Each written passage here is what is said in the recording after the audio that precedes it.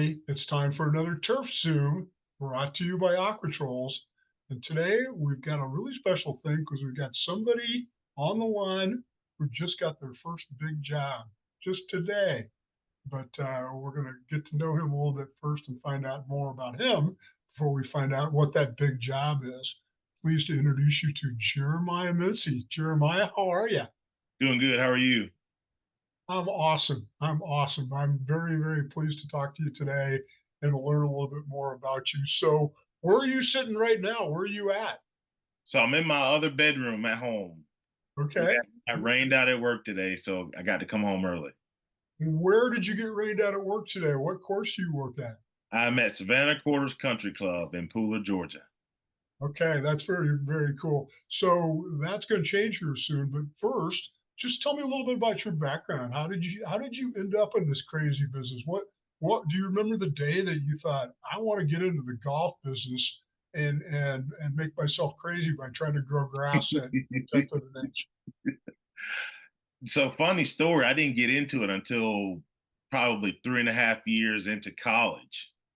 So I started working for Patrick at the Georgia Southern Golf Course, and I say Patrick Reinhardt, Patrick, our mhm, buddy Patrick Reinhardt, right? summer of 2017, and I'd say probably 3 years later, I had changed my major to business, and I had no idea what I wanted to do with a business degree. Right. And I had the thought, my best friend who's working at the golf course decided to go into it. And so I was like, I might as well give it a try. So I sat down with Patrick, and we discussed internships, how to go about navigating the industry, who to reach out to, and all that stuff. And I did an internship at Atlanta Athletic Club, and after that, it's been uphill from there. Wow, that's crazy. So when you sat down with Pat, what did he what did he tell you this was going to be like? How did he describe a career in turf to you? So he didn't go into big details about it. He was just, are you sure this is what you want to do? And I was kind of like, well, I don't really have anything else that I want to try. And so it's like, I'm gonna dive in head first. And so, here I am now. This is year 8. I've been working on the golf course, so it's been Just a journey. amazing. Just amazing. And so right now you're at Savannah Quarters, you're an assistant golf course superintendent. What's your day-to-day role like? What do you do every day working there at the club? So I'm in charge of. I make the job board every day. I schedule our spray applications, granular applications, ride the course, checking for anything that needs to be done, second jobs, and irrigation if I have to. I'll sit on the mower, roller, basically whatever needs to be done. I make sure it's done, and I hop in the trenches with the guys, and we all get it done. So I'd say I'm a jack of all trades getting it done.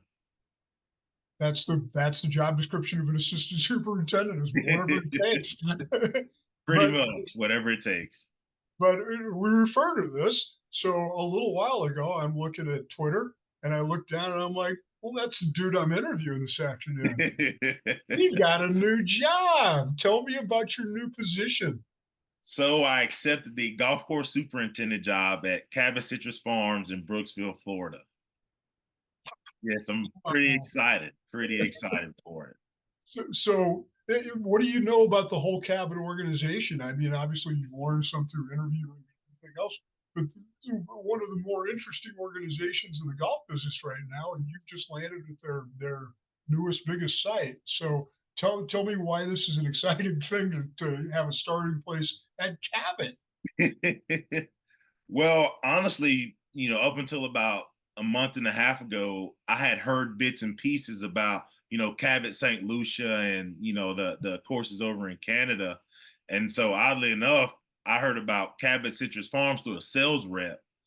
And Uh-huh. so just doing some research, reaching out to guys who work in Florida, and just everything they have planned that they're going to do, the nature of the course now. I mean, it was almost like too good of an opportunity to pass up for somebody my age. And I was like, if I get it, I got to jump at it. And sure enough, I interviewed. They offered me the job, and I'm diving headfirst into it. When do you start? I started at the end of May. At the end of May. Well, hopefully we'll get this out and have everybody take a look at it before you start, because then they can make fun of you when you're down there learning your new job. So for those who don't know about Cabot Citrus, there's a new design by Mike Nuzio, uh, and is kind of a different, kind of a departure from some of the other destination courses they've done. This is classic Florida, but it feels a little like Stream Song. It's got kind of that up and down kind of feel to it. Well, how would you describe it?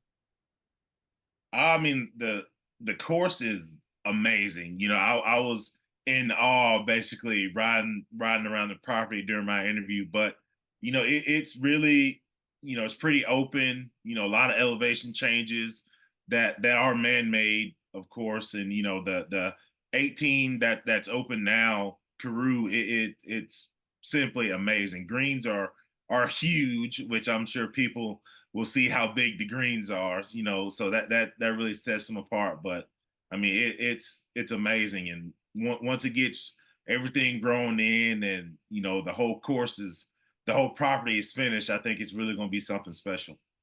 Right.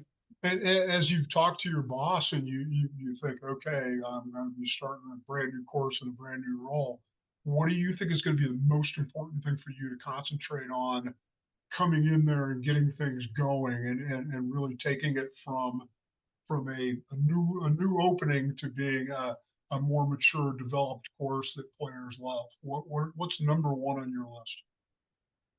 Just leaning on the veteran guys, especially in the Florida area, who've been in this a while, who've done grow ins and constructions, and getting advice from them, how to go about the construction and products they use, crew, equipment, and all that kind of stuff. So I think that's the main thing I want to focus on, is just reaching out to everybody and getting advice here and there, and putting it all together to just produce the best product we can produce. Yeah, and you're right. You mentioned hearing about the job from a rep. In Florida, you have quite a few just great sales folks too that are great sources of information, and I think you're wise to be open to that at any point in your career, but particularly when you're just getting started. So take a step back for a minute. So you work for two of my favorite people, Lucas Harvey and Pat Reinhardt. What did you learn from Lucas at Atlanta Athletic Club? You were there for a bit and had a chance to kind of see that very large, very sophisticated operation up close and personal. What do you remember Lucas telling you that you ought to think about? So Lucas is a great person to talk to. I've stepped into his office many times to just chat about not even golf course stuff, just life stuff in general. But the very last conversation I had with him before I left, he basically told me, don't spend too much time waiting on the perfect opportunity to come. Sometimes you have to make that opportunity. And so that's the thing that stuck with me. Don't waste time and end up missing out on something good because you're waiting on that perfect opportunity, and that perfect opportunity may never come. So that's the one thing that's really stuck out. That's a great point, and it's a little reminiscent of the research that Tyler Bloom and I just did on careers in the industry, and what golf course superintendents are thinking. And one of the things that struck me was 43% of that we asked were saying, "Well, I'm kind of waiting for the better thing to come along." So you make a great point, which is Lucas makes a great point. Is some things don't come to people who wait. Sometimes you got to Right, know. So, right. and what did you learn from Pat? Because Pat's such a if there's anybody I know that's done a really nice job of balancing a crazy job with family and his kids and everything, it's Pat. What did you learn from watching him up close? Pay attention to the small stuff. That's one thing he preached. When I was working on the crew, he was very big on the detail stuff. Edging heads, cart pass, and all that kind of stuff. And then just looking beyond the playing surface. That's the very main thing that he always preached was paying attention to the small stuff because it adds up. You Yeah, know, the small stuff will become the big stuff, and then people start noticing it. So that's the very main thing that I learned from him. that's great. But I notice if you don't do it, I have a friend who tells this long story about the cobwebs on the benches next to the ladies' tees, and those cobwebs weren't removed till you heard about it. And he finally just said, "Why am I fighting this? Why don't I embrace this?" You know, and there's an old saying that if you can't fix it, feature it. So you have been featured, and I'm a social media creature, and you are a little bit too. You put yourself out there, and you did. I think more than just the usual. Well, here's some pictures of us fixing an irrigation head in the field. You also did some interesting things like asking everybody to share a picture of their favorite hole on the golf course on Twitter, and you got a ton of responses and things like that. You found ways to engage with people. What do you get out of social media? What do you get out of turf Twitter?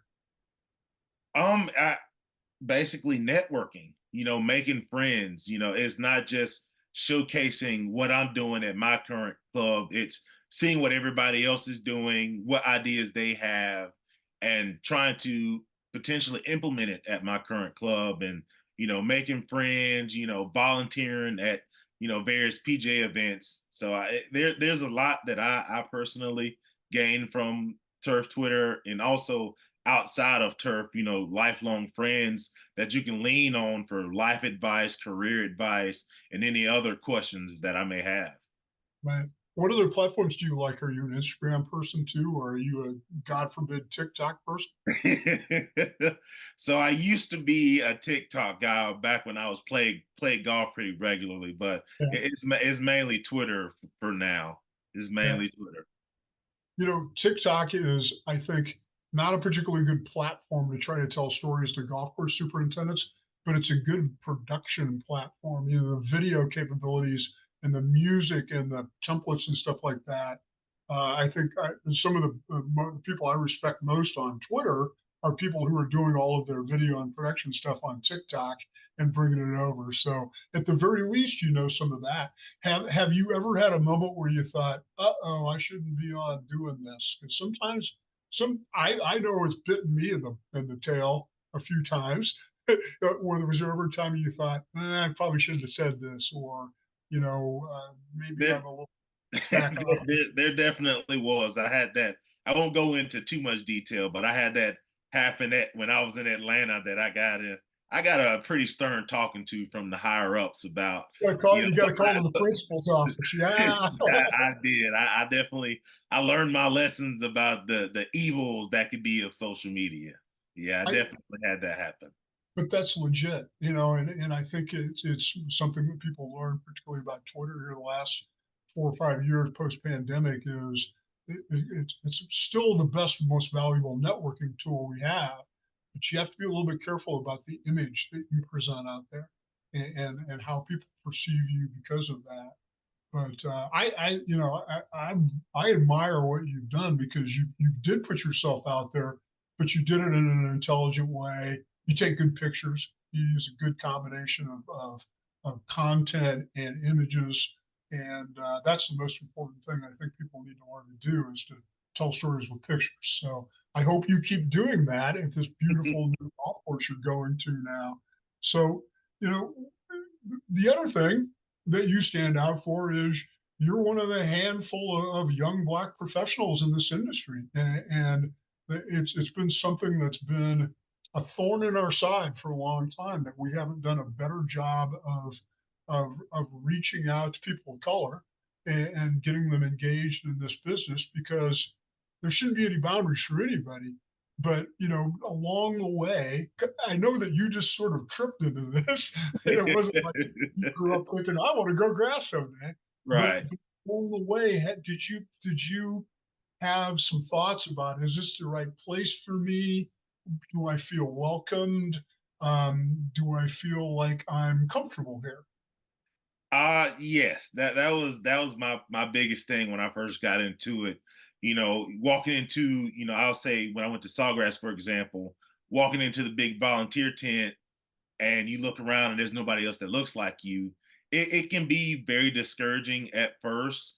But I will say, I've never been treated differently or treated as an outsider by any of my peers. So it's nothing that's been a bad thing, but it is something I think about pretty often. I wish that we could, get more people that look like me into the industry.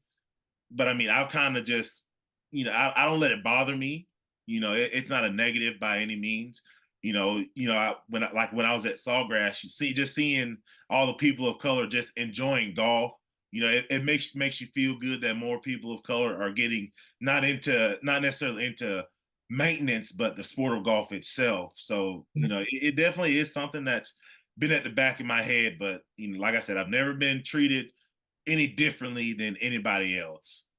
Yeah, it's a huge opportunity. I'm not saying you need to go out and be the standard bearer or anything like that, but it is a huge opportunity for you to tell your story and why you like this business so much. I just saw the other day the first green programs, which I think are terrific. Bringing kids out to the golf course and showing them that the golf course is a living, breathing thing.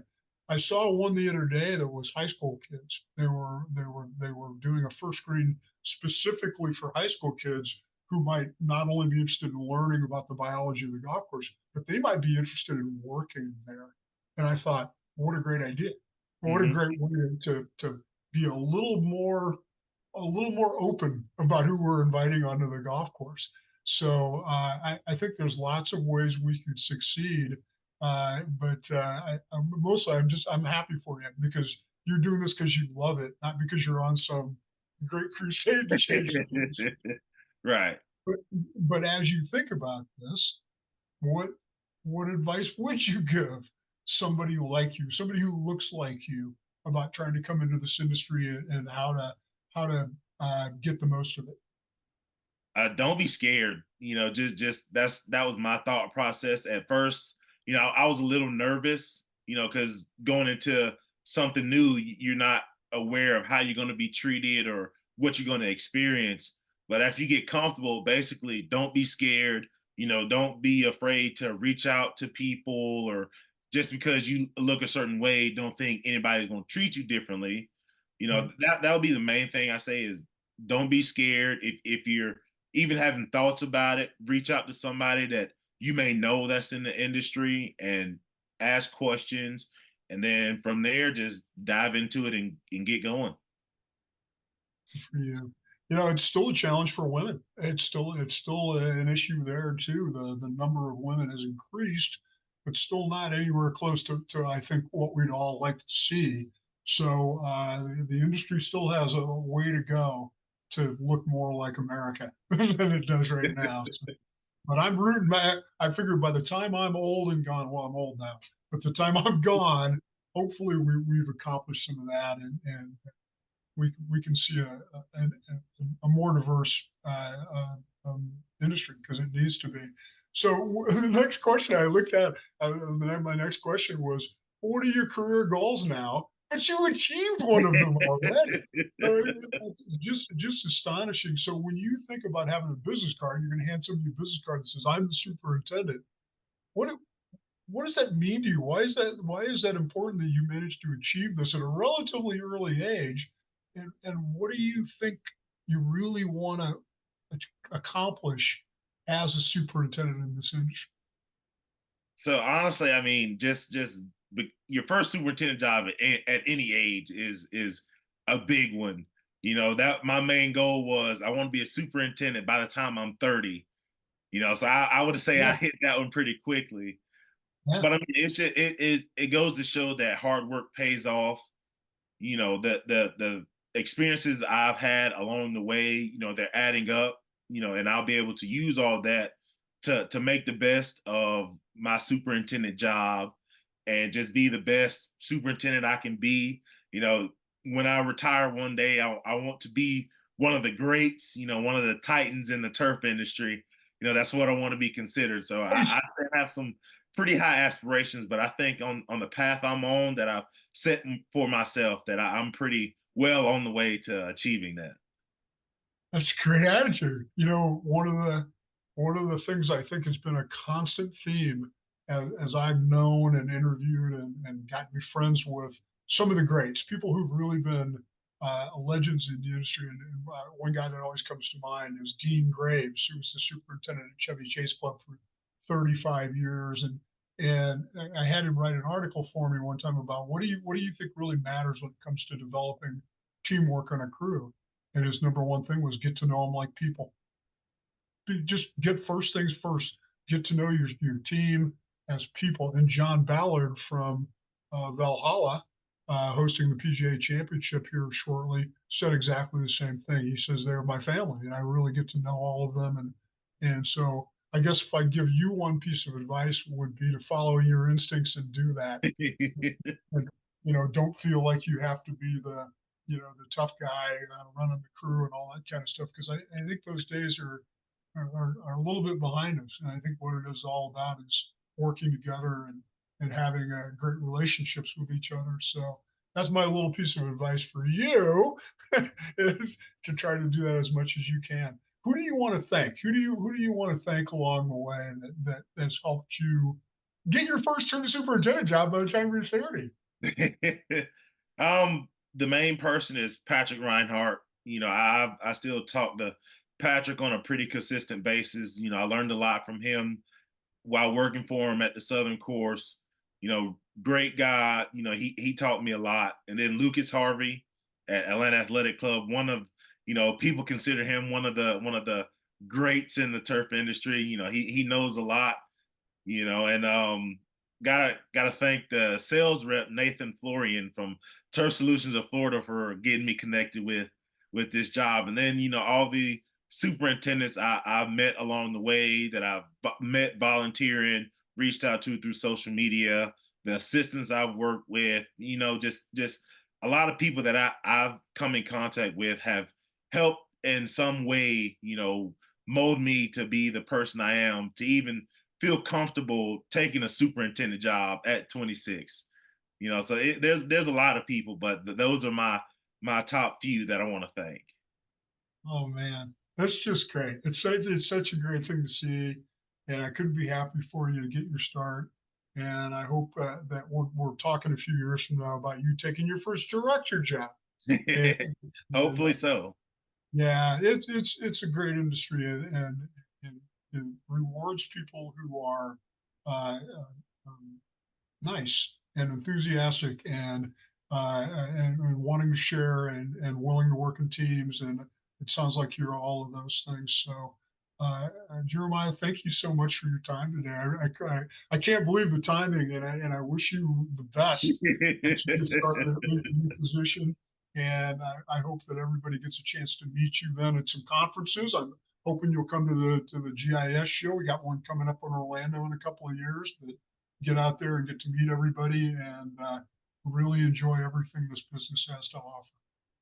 I'm trying. I'm trying. I definitely, it's I didn't know what to expect first getting into this, because I didn't grow up watching golf. I didn't grow up around this environment. So it was something new to me. And so now that I've been in it for going on 8 years, I mean, I couldn't imagine myself doing anything but waking up and going to watch grass grow every day. That's perfect. I'm the end it right there, baby. That's great. So again, and thanks to everybody. Thanks to you for joining us, and thanks for everybody else for joining us for this latest Turf Zoom from Aqua Trolls. And I hope you'll join me in wishing Jeremiah the best for his new career. Have a good day. Same to you.